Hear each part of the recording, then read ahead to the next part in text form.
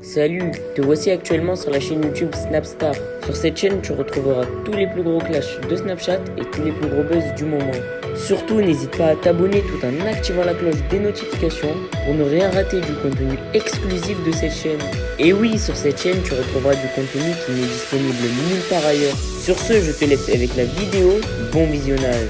Comme vous avez pu le remarquer en regardant le titre et la miniature de cette vidéo, aujourd'hui nous allons essentiellement parler de Sarah Frézou. Vous devez certainement tous la connaître. Sarah Frézou, c'est une célèbre candidate de télé-réalité qui s'est fait connaître grâce à son fort caractère. Comme vous le savez, Sarah galère à faire un enfant et elle a fait sa 4e fausse couche. Dans cette vidéo, la fraise est au bout du rouleau et elle a décidé de se confier à sa communauté sur toutes les autres femmes qui ont des enfants. En effet, la célèbre Tunisienne trouve que c'est injuste que des femmes comme Nabila, Jessica ou encore Manon Marceau aient des enfants. Je vous laisse sans plus tarder avec sa prise de parole et n'oubliez pas que vous pouvez aller suivre notre compte TikTok, le lien se trouve dans la description de cette vidéo.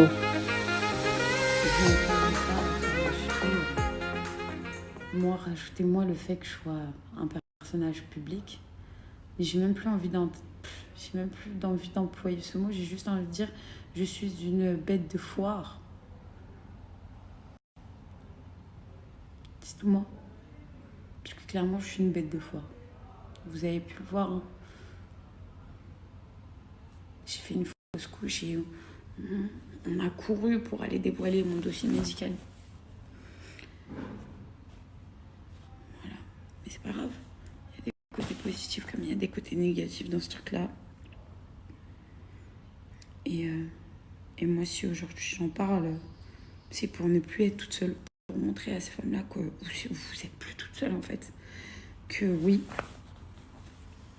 il y a même des personnages publics qui font des PMA. Voilà. Et que ce n'est pas une honte. Que ce n'est pas une honte, que la vie n'est pas aussi facile pour tout le monde. Qu'on se réveille pas un matin en disant « Oh, I'm pregnant !» Et que ça a été aussi facile que ça. C'est pas vrai. T'attends. Il y en a certaines qui attendent, qui ont un parcours difficile. Mais bon, en espérant que la récompense de Dieu sera meilleure. Voilà.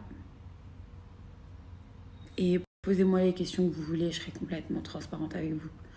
Je répondrai à tout pour toutes celles qui se lancent dans la PMA. Je suis pas là à me placer encore parce que, ok, je suis dans ma 4e FIV. Ok, maintenant je commence à être un peu rodée sur ces traitements. Mais voilà, je vous donnerai mon ressenti à moi. Voilà. Et si vous avez besoin de parler, je suis là. Et merci pour tous les messages. Vraiment, j'en lis encore des témoignages et des témoignages et des témoignages. Et j'aimerais tellement vous les mettre, mais des fois, je vous disais, c'est tellement intime ce qu'on me dit que je ne peux pas et que moi, je respecte les personnes qui sont en face de moi. Donc voilà. En tout cas, je lis tous vos messages tout le temps. Là, je vais aller me toucher, je vais aller me faire un petit gommage, je vais aller me faire un brushing. Et on se relève. Je n'ai pas le droit de lâcher. Même si je vous le dis, que la douleur, elle est là. Hein. J'ai les cœurs brisés. Après la dernière nouvelle, la fausse couche que je viens de faire, ça fait mal. J'ai envie de pleurer toutes les larmes de mon corps. Mais faut que j'arrête. Et on reprend. On essaye de continuer, de s'accrocher, Inch'Allah, et que Dieu nous donne. Voilà. Pour les filles qui veulent savoir là tout de suite, j'ai arrêté toute prise de médicaments. Je continue à faire le Folicom et l'aspigique. Et pour l'instant, mon gynécologue d'ailleurs, qui est un très bon gynécologue à l'étranger, et je vous donnerai son adresse pour toutes celles qui n'y arrivent pas en France. Sachez-le qu'à l'étranger, j'ai un gynécologue, il est incroyable. Après, le gynécologue que j'ai eu en France aussi, c'est un très bon gynécologue. Très gentil, très doux. Mais les résultats, malheureusement, dans les normes européennes, le fait de mettre qu'un embryon, parce que j'ai que 30 ans, ça marche pas sur moi.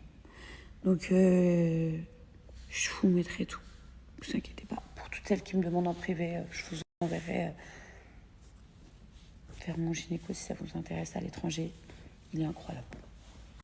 Donc voilà, apparemment, c'est le mot exact de la fameuse radio des trompes et du débouchage. Et voilà, je suis pas la seule à vous le dire, c'est complètement inhumain. Ça ne devrait plus exister sans anesthésie. On ne devrait plus faire supporter ça à toutes ces femmes. Cet examen, arrêtez de le faire à vif comme ça. Parce que la douleur est horrible. Horrible. Et je vous le dis, personne n'est préparé à cette douleur. Bah écoute, je t'admire. Je t'admire. Moi, je n'ai pas pu. Je n'ai vraiment pas pu. Je t'admire, c'est incroyable. J'admire ces femmes-là parce que, je vous jure, la douleur, elle est... Vous pouvez même pas imaginer si vous la faites. Franchement, quand on m'a dit c'est désagréable, je m'attendais à un truc supportable. Hein. Vous le voyez tous très bien. Des opérations, c'est pas ça qui me fait peur, mais là, waouh, je t'admire. C'est incroyable comment une simple douche peut vous faire extrêmement du bien, les filles.